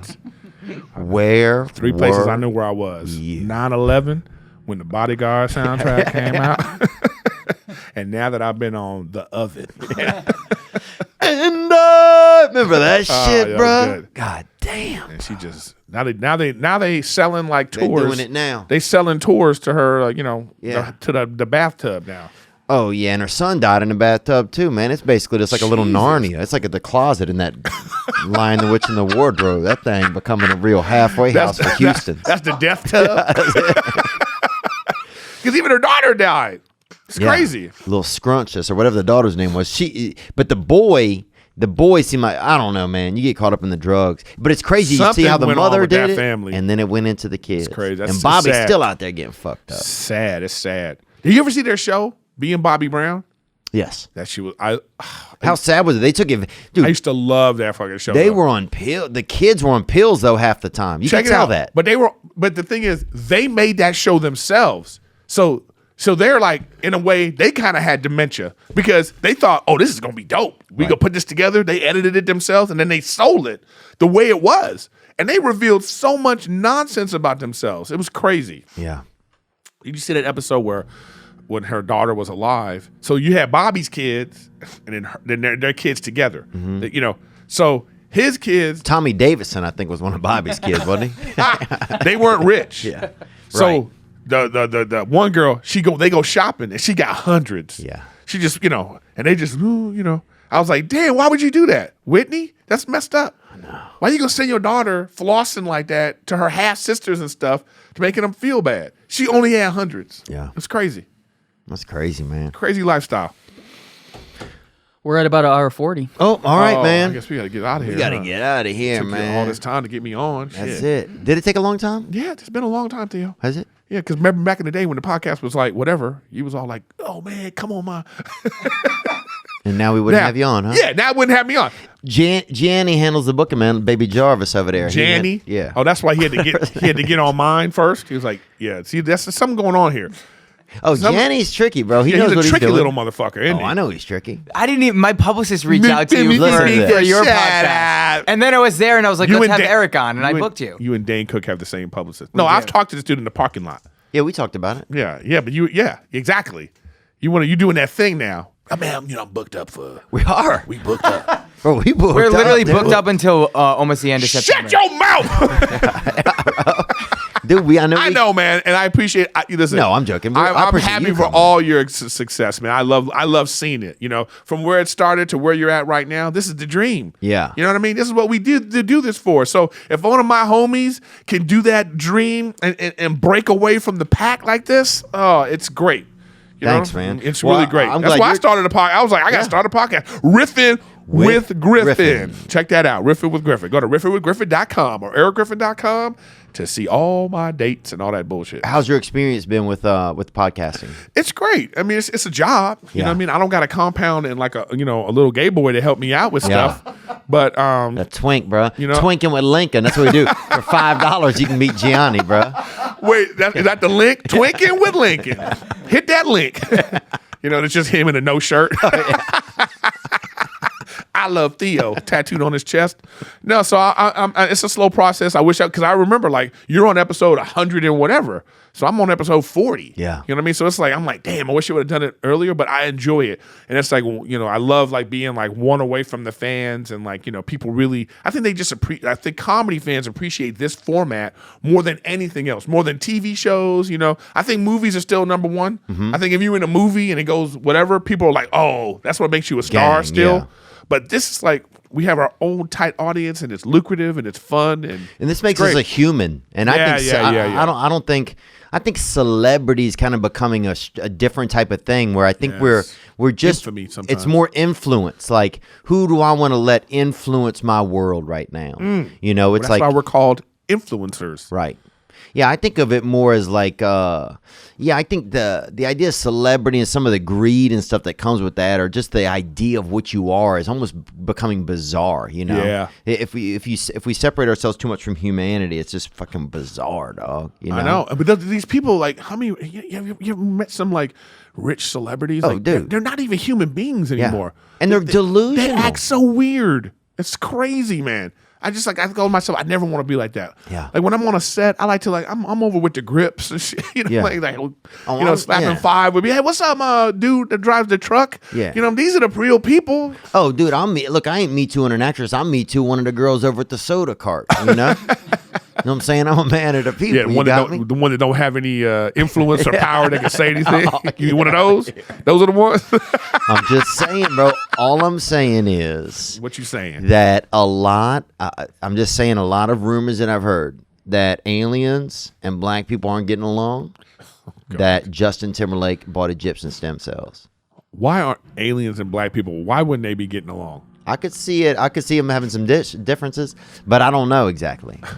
Well, when you know, please tell me. Yeah. Are there any black alien hunters? Do we know any? No, because I don't know any. Can we find one, Gianni?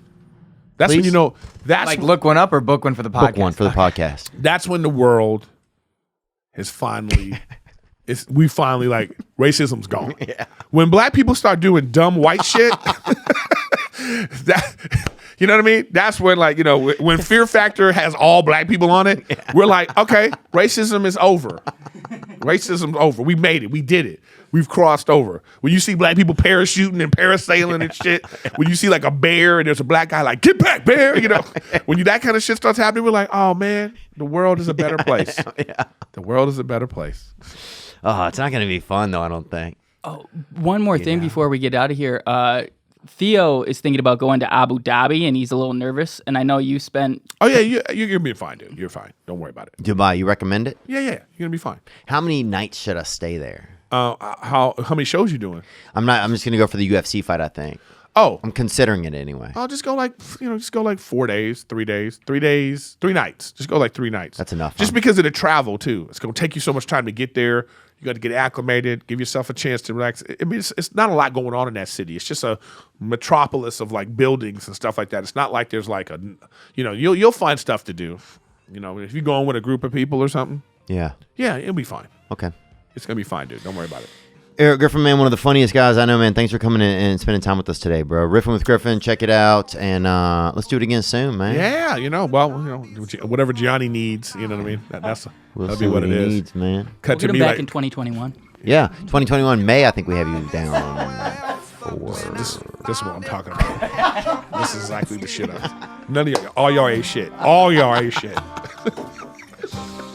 Now I'm just floating on the breeze, and I feel I'm falling like these leaves. I must be cornerstone. Oh, but when I reach that ground, I'll share this peace of mind I found. I can feel it in my bones, but it's gonna take a little time for me to set that parking brake and let myself unwind. Shine.